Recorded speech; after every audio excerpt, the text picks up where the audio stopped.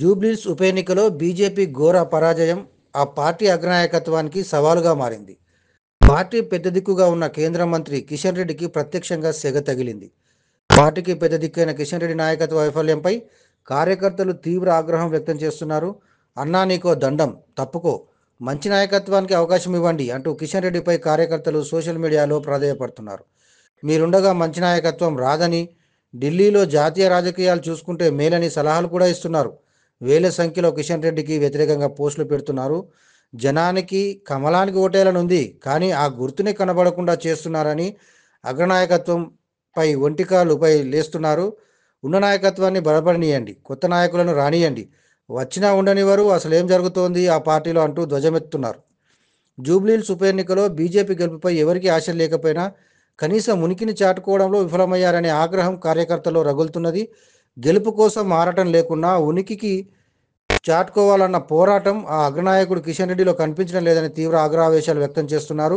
ఎన్ని రోజులు మోడీ పేరు మీద రాజకీయం చేస్తారు, ఎన్ని రోజులు ఆయన బొమ్మ పెట్టుకొని సిగ్గు లేకుండా బతుకుతారంటూ అగ్రనాయకత్వాన్ని ప్రశ్నిస్తున్నారు. కేవలం వ్యక్తిగత స్వార్థం కోసం పార్టీని కనబడనీయకుండా చేస్తున్నారని కార్యకర్తలు ఆగ్రహాన్ని వ్యక్తం చేస్తున్నారు. వాస్తవానికి పార్లమెంట్ ఎన్నికల్లో హీరోగా, స్థానిక ఎన్నికల్లో జీరోగా నిలుస్తున్న బీజేపీలో కార్యకర్తలు తీవ్ర అసహనంతో రగిలిపోతున్నారు. స్థానిక రాజకీయాల్లో కనీసం ప్రత్యామ్నాయ శక్తిగా కూడా ఎదగకుండా అగ్రనాయకులే తొక్కివేస్తున్నారని, కార్యకర్తలకు విలువ లేకుండా పోయిందని, కొత్త నాయకులను, యువ నాయకులను అణగదొక్కుతున్నారనే విమర్శలు సంధిస్తున్నారు. జూబ్లీహిల్స్ ఎన్నిక తర్వాత మొత్తం అందరి దృష్టి కేంద్ర మంత్రిపై పడింది.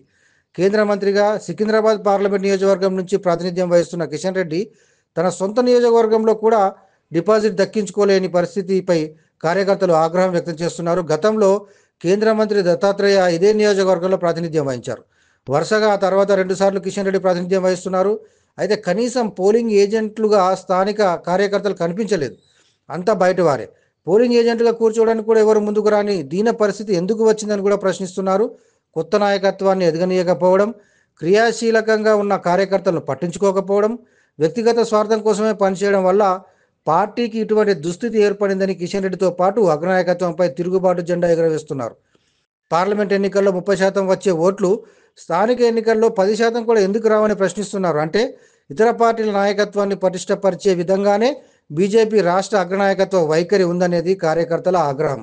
ఈసారి జూబ్లీహిల్స్ ఎన్నికలు కాబట్టే అందరి దృష్టి కిషన్ రెడ్డిపై కేంద్రీకృతమైంది. రాజ్యసభ సభ్యుడు, కేంద్ర ఎన్నికల కమిటీ పార్లమెంట్ సభ్యుడైన డాక్టర్ లక్ష్మణ్ ఈ ఎన్నికల్లో పెద్దగా జోక్యం చేసుకోలేదు కాబట్టి కొంత మినహాయింపు దొరికింది. కానీ ఇప్పటికే ఆయనపై కూడా తీవ్ర అసంతృప్తితో ఉన్నారు జనాలు. బండి సంజయ్ కార్యకర్తలు ఉత్తేజం తెస్తున్నప్పటికీ ఆయన మాటలు, చేష్టలు ప్రస్తుత కాంగ్రెస్ ప్రభుత్వాన్ని బలపరిచే విధంగా ఉంటున్నాయని విమర్శలు మొదలయ్యాయి. విషయ పరిజ్ఞానం ఉన్న రఘునందన్ రావు, ఈటెల రాజేందర్ లాంటి వ్యక్తులను మరీ దూరంగా నెడుతున్నారనే విమర్శ కూడా ఉంది.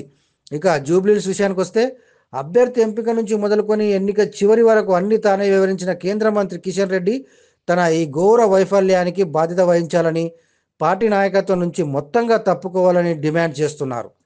ఢిల్లీ రాజకీయాలకే కిషన్ రెడ్డి పరిమితం కావాలని, స్థానికంగా బలపరచాలని, యువ నాయకులను ఎదగనీయాలని, సిండికేట్ రాజకీయాలకు స్వస్తి పలకాలని దండం పెడుతున్నారు.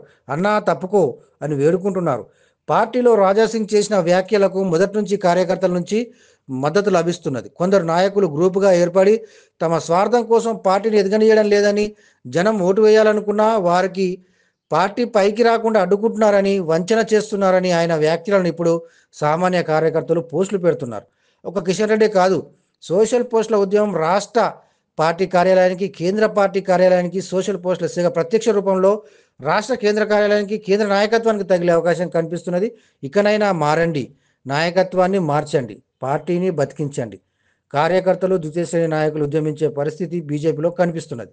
కిషన్ రెడ్డి లాంటి నాయకులను తప్పించి వారిని సలహాదారులుగా పరిమితం చేయాలని, పార్టీకి మంచి నాయకత్వాన్ని తీసుకురావాలని కార్యకర్తలు సోషల్ పోస్టులలో దుమ్ము రేపుతున్నారు.